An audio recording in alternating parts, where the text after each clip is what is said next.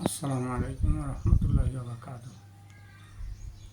আলহামদুলিল্লাহ ওয়াসসালাতু ওয়াসসালামু আলা রাসূলিল্লাহ ওয়া সাহবিহি আজমাইন বাদ। আউযু বিল্লাহি মিনাশ শাইতানির রাজিম। বিসমিল্লাহির রহমানির রহিম। ওয়াকুল জাআল হক ওয়া যাহাকাল বাতিল ইন্নাল বাতিলা কানা যাহুকা। সম্মানিত তিনি ভাইরা, আমি আপনাদের মাঝে যে বিষয়টি নিয়ে কথা বলবো সেই কথাটা খুবই জরুরি, আর এর আগেও আপনাদেরকে বলেছি। তো কথা বলতেই হবে। আমাদের দেলোয়ার হোসেন সাইদি রহমতুল্লাহ আলাই উনি একটা কথা বলছেন যে কথা আজ আমাদের বলতেই হবে। আমরা ভণ্ড বিরুদ্ধে কথা বলবই, হক্কানি পীরের বিরোধিতা করি না। আমরা কী করি না, হক্কানি পীরের বিরোধিতা করি না, ভণ্ড পীরের বিরুদ্ধে কথা বলবই। তো কথাটা যদি ভুল ছিল, মানে এই কথাটা এই জন্য বলছি যে উনি কথা বলবেন, তো আমরাও সেই কথাই বলছি যে আমরাও কথা বলবো।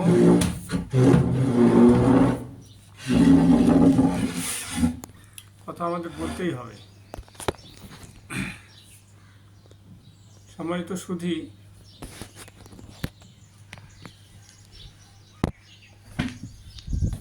আমাদের পজিশনটা এবার ঠিক আছে আলহামদুলিল্লাহ। কোনো কাজ করতে গেলে আসলে যতটা সহজ মনে হয়, কাজ করতে গেলে তখন বোঝা যায় যে কাজটা আসলে এত সহজ নয়। এই জন্য ইংলিশে একটা প্রবাদ আছে, it is easy to say but difficult to do. It is easy to say but difficult to do, যে বলা সহজ করা কঠিন। তো আমি এই যে আপনাদের জন্য ভিডিও করছি, আপনাদের সচেতন করার চেষ্টা করছি আপনার স্বার্থে। আপনি যদি আমার কথা শোনেন, আপনি লাভবান হবেন, জাতি লাভবান হবে। আমার কি লাভ হবে? আমি তো জাতির মধ্যেই একজন। এই মুসলমান জাতি যদি ক্ষতিগ্রস্ত হয় তাহলে তো আমার এটা, আর আমার জানা আছে জাতি ক্ষতিগ্রস্ত হতে যাচ্ছে, তাহলে আমার কীভাবে ঘুম হয়? এটা তো একজন ভালো মানুষের কথা নয়। আমার জাতি ক্ষতিগ্রস্ত হচ্ছে, আমি ঘুমাইতেছি, আমার কি দরকার? এটা স্বার্থপরের কাজ। তো আমি সামান্য ছোট ক্ষুদ্র মানুষ কি করতে পারি? তো আমার যে আল্লাহ জ্ঞান দিছে, সেই জ্ঞান দিয়ে আপনাদেরকে সচেতন করতে পারি, আপনাদের জাগাইতে পারি, এটাই আমার কাজ। আর আল্লাহ বলছেন, আমি কাউকে সাধ্যের অতিরিক্ত বোঝা চাপাই না। যে যার যতটুকু সামর্থ্য আছে, ক্ষমতা আছে, আমি তাকে ততটুকুই দায়িত্ব দিই। আলহামদুলিল্লাহ। তো আমি দীর্ঘ প্রায় 20-25 বছর ধরে আমি এই বাইয়াত সম্পর্কে জনগণকে বলে আসছি। আর অনেক মানুষ তারা না বুঝেই বিরক্ত হয়। তারা মনে করে যে এর কী দরকার? আসলে এই সব মানুষগুলো গাফেল, জানে না, মূর্খ। কালকে মসজিদে এক মুরব্বী বলতেছে, এই লোকটা খালি বায়াত করে। আমি কিছু পোলাপানকে বসায় তাদেরকে বুঝাইতেছিলাম। 22-23 বছরের এরম একজন যুবককে বসাইলাম, আর একটা ছেলে ছিল, তার বয়স মনে হয় 24 বছর 25 বছর ছিল। তা আমি তাদেরকে বসাইলাম। তো একটা ছেলে সে কথাগুলো বসে শুনলো, আর একটা ছেলে সে সময় নাই, হয়তো তাড়াতাড়ি চলে গেল। তার এক ভাই আসলো, সে আমাদের দিনী ভাই, সে ভাই আমাকে হেল্প করলো। পরে যাই হোক, সে ছেলেটার সাথে কথা বললাম। তো দেখি সামনে ইমাম সাহেবের সাথে একজন মুরব্বী, একজন মুসল্লি ফুসফুস করে বলতেছে, ফিসফিস করে বলতেছে যে এই লোক শুধু বায়াত করে, শুধু বায়াত করে। তো না জানলে, না বুঝলে কোনো কাজের গুরুত্ব সে তো এভাবেই বলবে, আর এটাই স্বাভাবিক।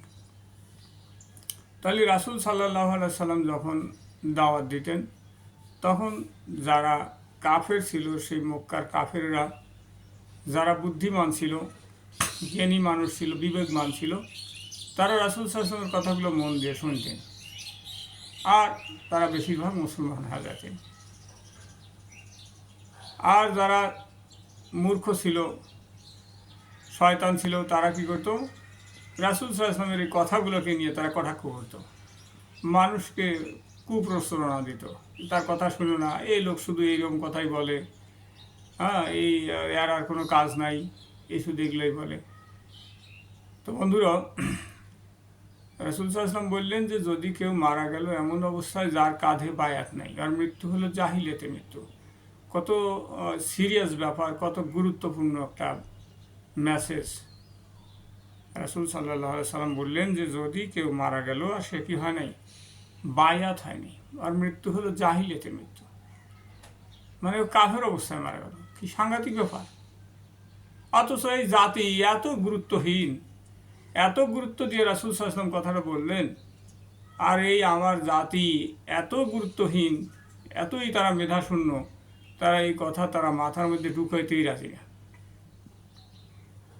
আর আমাদের কিছু আলেম সমাজ আছে, তারা এই বায়াতকে হালকা করে বোঝানোর চেষ্টা করে।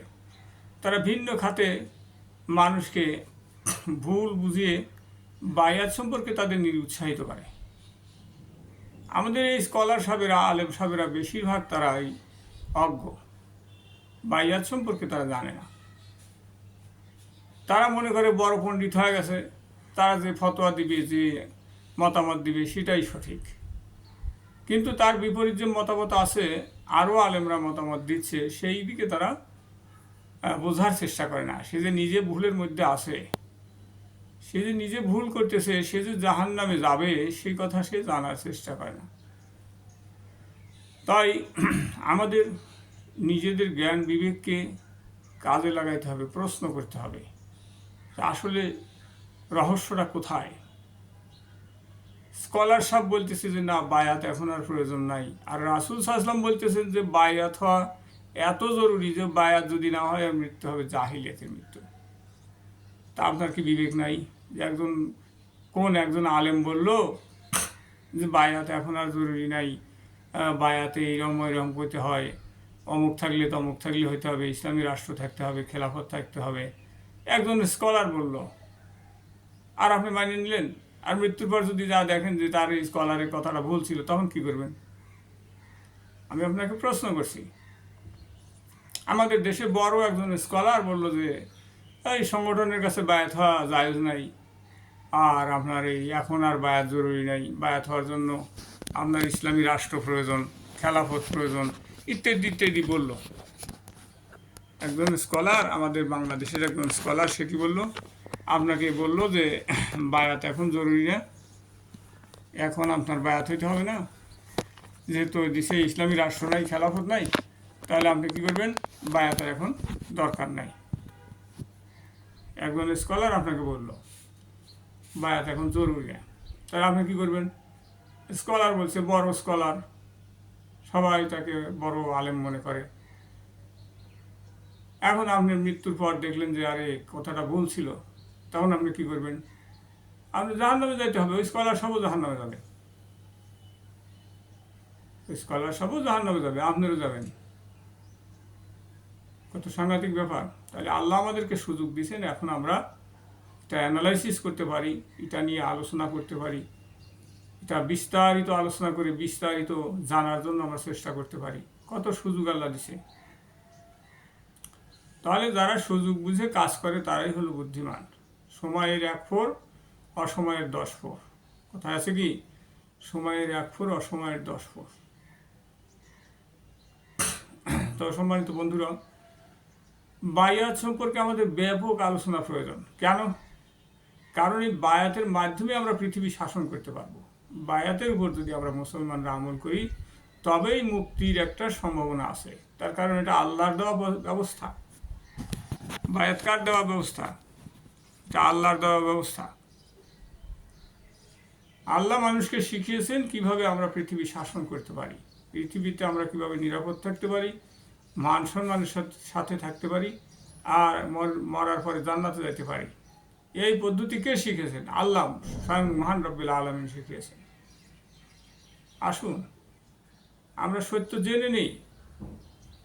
আপনি সত্য না জানলে আপনি ক্ষতিগ্রস্ত হবেন, আপনার ভবিষ্যৎ প্রজন্ম ক্ষতিগ্রস্ত হবে, বংশধররা ক্ষতিগ্রস্ত হবে। তার কারণ তারা আপনাকে পণ্ডিত মনে করে আপনাকে অনুসরণ করবে, আরে আমার বাপদাদা এই করে গেছে। বাপদাদার ফ্যাক্টরটা গুরুত্বপূর্ণ। তাহলে বায়াত যদি কেউ না হয়, রাসূল সাল্লাল্লাহু আলাইহি ওয়াসাল্লাম বলছেন ওর মৃত্যু হলো জাহিলিয়াতের মৃত্যু, কাফের অবস্থায় মারা গেল। তাহলে আমাদের বায়াত কেন এত গুরুত্বপূর্ণ? বায়াত কেন এত গুরুত্বপূর্ণ? একদিকে যেমন পরকালীন গুরুত্বপূর্ণ, যে বায়াত না হলে একটা মানুষ জাহিলিয়াতে মৃত্যু হবে, সে জাহান্নামে যাবে। আর দুনিয়ায় গুরুত্বপূর্ণ, বায়াতের মাধ্যমে আমরা ঐক্যবদ্ধ হতে পারবো। এটা এমন একটা থিওরি। রাসূল সাল্লাল্লাহু আলাইহি সাল্লাম বলছেন, যে প্রথম বায়াত গ্রহণ করবে সে টিকে থাকবে, এরপর যদি কেউ বায়াত গ্রহণ করে বা করতে চায় তাদেরকে হত্যা করতে হবে। সহিহ বুখারী 4646 নম্বর হাদিস। সহিহ বুখারী 4646 নম্বর হাদিস। রাসূল সাল্লাল্লাহু আলাইহি সাল্লাম বললেন, যে প্রথম বায়াত গ্রহণ করবে সে টিকে থাকবে, এরপর যদি কেউ বায়াত গ্রহণ করে বা করতে চায় তাদেরকে হত্যা করতে হবে। কি সহজ ব্যাপার একটা। তার মানে মুসলমানদের একজন বায়াত গ্রহণ করবে, দুইজন বায়াত গ্রহণ করবে না। মুসলমানদের যে দেশ থাকবে, মুল্লুক থাকবে, সেই মুল্লুকে একজন বায়াত গ্রহণ করবে, দুইজন বায়াত গ্রহণ করবে না। মানে একটা দল থাকবে, মুসলমানদের দল থাকবে কয়টা? একটা দল থাকবে, একাধিক দল থাকবে না। সেই দেশ চাই ইসলামী রাষ্ট্র হোক, না হয় অমুসলিম রাষ্ট্র হোক। তো আমাদের কিছু মুসলমান আছে, তারা বাস্তবতার জ্ঞান রাখে না, তাদের বাস্তবতার জ্ঞান নাই। তারা এতটাই মূর্খ যে তারা বাস্তবতা বুঝতে চায় না। তাহলে বাইয়াত শব্দের অর্থ হলো বিক্রি হওয়া বা আনুগত্য করা। বাইয়াত শব্দের অর্থ বিক্রি হওয়া বা আনুগত্য করা। তো আনুগত্য কার করতে হবে? আল্লাহ কি বলছেন? আউযু বিল্লাহি মিনাশ শাইতানির রাজিম, বিসমিল্লাহির রহমানির রহিম। ইয়া আইয়ুহাল্লাযীনা আমানু আতিউল্লাহা ওয়া আতিউর রাসূলা ওয়া উলিল আমরি মিনকুম ফাইন তানাযাতুম ফি শাইইন ফারুদ্দুহু ইলাল্লাহি ওয়া রাসূলিহি ইন কুনতুম তু'মিনুনা বিল্লাহি ওয়াল ইয়াউমিল আখির যালিকা খায়রু ওয়া আহসানু তাউইলা। হে ঈমানদারগণ, তোমরা আল্লাহর আনুগত্য করো, আল্লাহর রাসূলের আনুগত্য করো, এবং তোমাদের মধ্যে যারা নেতা তাদের আনুগত্য করো।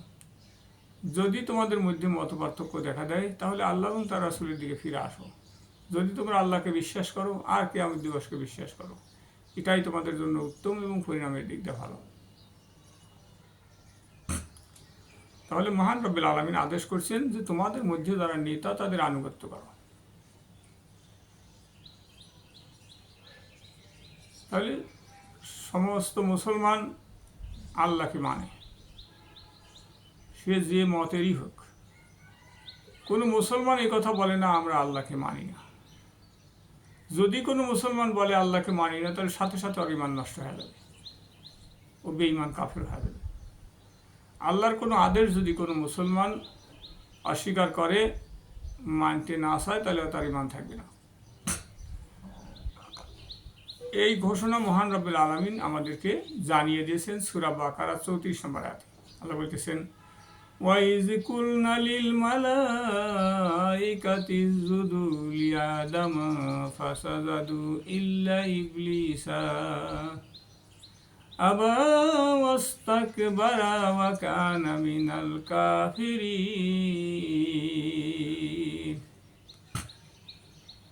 আল্লাহ বলতেছেন, আমি আদেশ করলাম ফেরেশতাদেরকে আদমের সামনে সিজদা অবনত হও। সবাই সিজদা করলো, ইবলিস বাদে। সে অস্বীকার করলো, অহংকার করলো, আর কাফের হয়ে গেল। তাহলে কাফের হওয়ার জন্য কী কাজ করতে হয়? আল্লাহর আদেশ অমান্য করতে হয়। আল্লাহ আদেশ করছেন আদমের সামনে সিজদা অবনত হও। সবাই সিজদা অবনত হয়েছে, শুধুমাত্র ইবলিস বাদে সে অস্বীকার করছে, অহংকার করছে, আর কাফের হয়ে গেছে। তাহলে আল্লাহ আমাদেরকে আদেশ করছেন সূরা নিসার 59 নম্বর আয়াতে যে তোমাদের মধ্যে যারা নেতা তাদের আনুগত্য করো। কোনো মুসলমান যদি এই নেতার আনুগত্য না করে, আনুগত্য থেকে বিরত থাকে, তাহলে সে কি হয়ে যাবে? কাফের হয়ে যাবে। তাহলে এই নেতা কোন নেতা? সহিহ বুখারী 3606 নম্বর হাদিস, রাসূল সাল্লাল্লাহু আলাইহি সাল্লাম বললেন, মুসলমানদের দল আর দলের নেতার আনুগত্য করো। রাসূল সাল্লাল্লাহু আলাইহি সাল্লাম বললেন, মুসলমানদের যে দল আছে সেই দলে যোগ দাও, নেতার আদেশ মানো। কত সহজ! ইসলামে একেবারে সহজ। তাহলে আমাদের দেশে মুসলমানের দল কোনটা? আমাদের দেশে কি কি ধর্মের লোক বাস করে? পৃথিবীতে 4,500-এর উপরে ধর্মের লোক বাস করে। আমাদের দেশে যেসব ধর্ম আমরা বিশেষ চিনি, যেমন মুসলিমিজম, হিন্দুইজম, বৌদ্ধইজম, খ্রিস্টানিজম, ইহুদিজম, এগুলো আমরা চিনি। তারপর আরেকটা ইজম আছে, গ্রামা ধর্ম একটা আছে।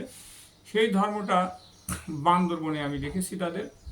তাদের ধর্মের বয়স হয়েছে হলো, তখন মনে করেন হলো আপনার 1 সাল 19 বছর, আর এদিকে 25 বছর, তাহলে কত বছর হলো? 19 আর 25, 24 দুগুণা 48 বছর। তাহলে এই গ্রামা ধর্মের বয়স হয়েছে 48 বছর। তো এই গ্রামা ধর্মের লোক সম্পর্কে আমাদের দেশের মানুষ বেশি একটা জানে না, কারণ এটা ওই পার্বত্য চট্টগ্রামে তাদের বসবাস, অল্প কিছু লোক। তো যাই হোক, আমাদের দেশে যে ধর্মগুলো আছে সেগুলো আমরা যেভাবে চিনি, ধর্ম মানে কি? ইজম, ইংলিশ শব্দ হচ্ছে ইজম। মুসলিমিজম, হিন্দুইজম, বৌদ্ধইজম, খ্রিস্টানিজম, তারপর আমাদের দেশে কি আছে? সেকুলারিজম, তারপর কি আছে? কমিউনিজম, নাস্তিক্যবাদ। সেকুলারিজম কি? সেকুলারিজম হলো ধর্ম নিরপেক্ষতাবাদ। কমিউনিজম হলো তারা নাস্তিক্যবাদ, তারা স্রষ্টাকে অস্বীকার করে। সেকুলারিজম তারা কিন্তু স্রষ্টাকে স্বীকার করে। স্রষ্টা একজন আছেন, আল্লাহ একজন আছেন, এই কথা তারা স্বীকার করে, কিন্তু তার আইন তারা বাস্তবায়ন করতে বাধা দেয়। এদেরকে বলা হয় তাগুত।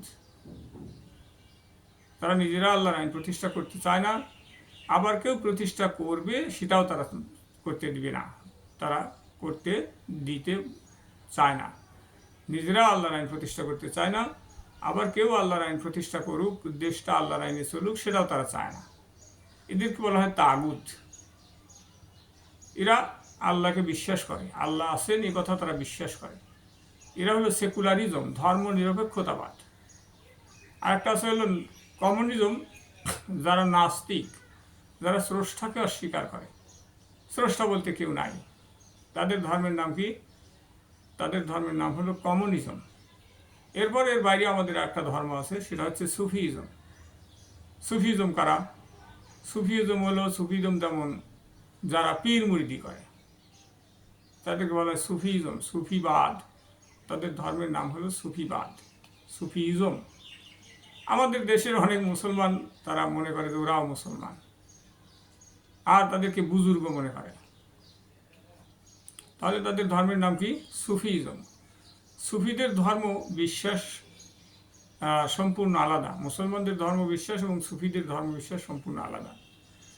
সুফিদের ধর্ম বিশ্বাস হলো তারা চেকের করতে করতে আল্লাহ হয়ে যেতে পারে, আল্লাহর সাথে ফানাফিল্লে হয়ে যায়, মিশে যায়, আল্লাহ হয়ে যায়। যেমন মনসুর হাল্লাজ, সে বলে আনাল হক, আমি আল্লাহ। দেওয়ান বাগ, সে নিজেকে আল্লাহ দাবি করে।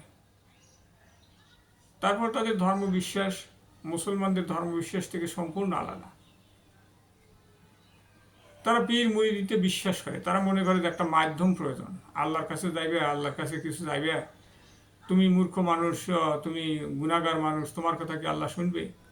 তুমি কি করো? একজন বুজুর্গ আলেমেক দিয়ে, হক্কানি আলেমেক দিয়ে আল্লাহর কাছে চাও, মাধ্যমের তোমরা কি করো? একটা মাধ্যম তালাশ করো, ওসিলা তালাশ করো। তো ওসিলা কি? পীর। আল্লাহ বলছেন কি? আউযু বিল্লাহি মিনাশ শাইতানির রাজিম, বিসমিল্লাহির রহমানির রহিম। ইয়া আইয়ুহাল্লাযীনা আমানুত্তাকুল্লাহা ওয়াবতাগু ইলাইহিল ওয়াসিলাতা জাহিদু ফি সাবিলিল্লাহ। আল্লাহ বলছেন যে হে ঈমানদারগণ, তোমরা আল্লাহকে যথাযথ ভয় করো আর আল্লাহর নৈকট্য তালাশ করো, বিশেষ করে জিহাদ করো।